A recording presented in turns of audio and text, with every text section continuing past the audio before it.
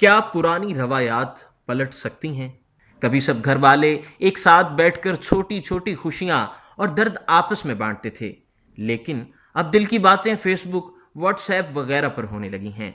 इस अहम इशू को मीडिया 92 ने उठाते हुए एक सर्वे के दौरान कुछ लोगों से बातचीत की है। आइए जानते हैं। पहले का दौर बहुत अच्छा था। लोग एक दूसरे को टाइम देते थे, एक दूसरे के साथ बैठते थे।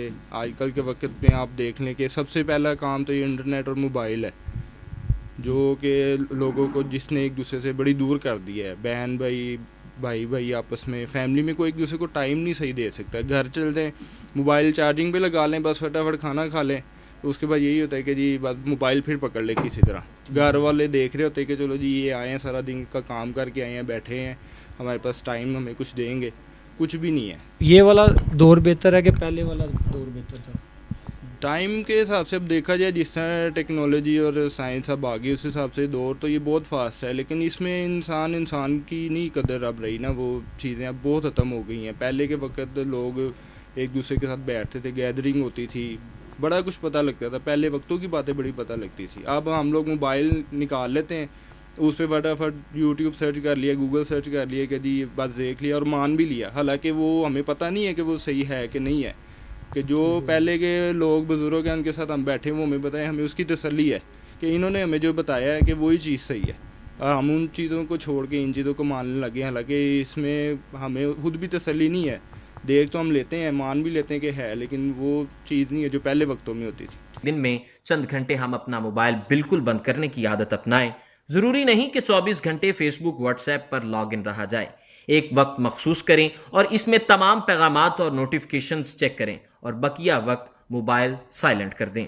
पुरानी रवायात को हम ऐसे कायम रख सकते हैं जो मेरे मुताबिक ऐसे है कि हम ज़्यादा से ज़्यादा अपने बच्चों को टाइम दें, उनको बताएं हमारे हिस्ट्री के बारे में, हमारे बाओ-अजदाद के बारे में, हमारे दीन इस्लाम के बारे में। ज़्यादा से ज़्यादा बच्चों को, फैमिली को हमें पढ़ने की तरफ आना चाहिए, अपनी हिस्ट्री की तरफ हम ज़्यादा से ज़्यादा पढ़ें, हमें नॉलेज होगा, ताकि फिर वही नॉलेज आगे मुंतकिल कर सकते हैं अपनी आने वाली नस्लों में।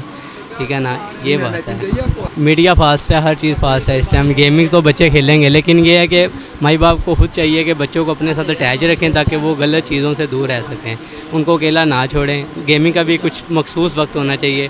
पढ़ाई के बाद जब थोड़ी रिलैक्सेशन के लिए उनको चाहिए, तो उनके लिए उसको वही दोबारा चीज़ें आ जाएंगी। जब गेट टुगेदर लोग होते थे पहले वक्त में, ईद हर वे इकट्ठे होते थे, कोई फंक्शन आता था, इकट्ठे होते थे, बड़ी खुशी होती थी। अब दिलों में वो खुशी ख़त्म हो चुकी है। इस मसरूफियात की वजह से हर बंदा अपने मोबाइल के अंदर नेट पे बिज़ी है, जिसकी वजह से वो अपने रिश्तों की कदर नहीं कर पा रहा।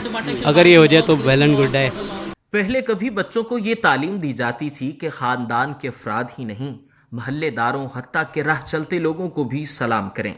इस तरह मुआशरे में सलामती का पैगाम आम होता था, लेकिन इस अहम इस्लामी मुआशरती कद्र को फरामोश कर दिया गया है। अब लोग मोहल्ले के बुजुर्गों को देखकर बड़ी ढिठाई से गुजर जाते हैं। समझता हूँ कि बेहतरीन तरीका ये है हमारा कि हम नबी पाक सल्लल्लाहु अलैहि वसल्लम के तरीके पे चलें, नबी पाक सल्लल्लाहु अलैहि वसल्लम की सीरत को फॉलो करें और दीन पे चलें, तो सारे मामलात हमारे दुकान के, कारोबार के, फैमिली के, बच्चों के सब मामला दुरुस्त हो जाएंगे। अगर हम दीन से हट के चलेंगे तो हमारे लिए प्रॉब्लम है।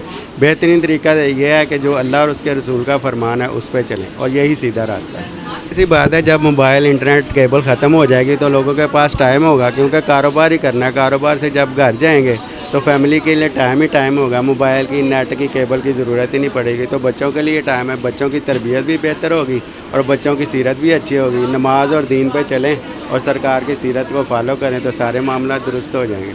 खुदारा बची कुची रवायात जो पलट तो नहीं सकती, मगर उनका कुछ भरम जरूर कायम रहना चाहिए। घर और अहले खाना से कुर्बत बढ़ेगी तो खालिस इक़दार और रवायात के अहया की भी कोई ना कोई सूरत जरूर बनने लगेगी। अगर आपने अभी तक हमारा चैनल सब्सक्राइब नहीं किया तो अभी सब्सक्राइब करें और बेल आइकॉन को क्लिक करके हमारी लेटेस्ट वीडियोस के बारे में अपडेट जानें।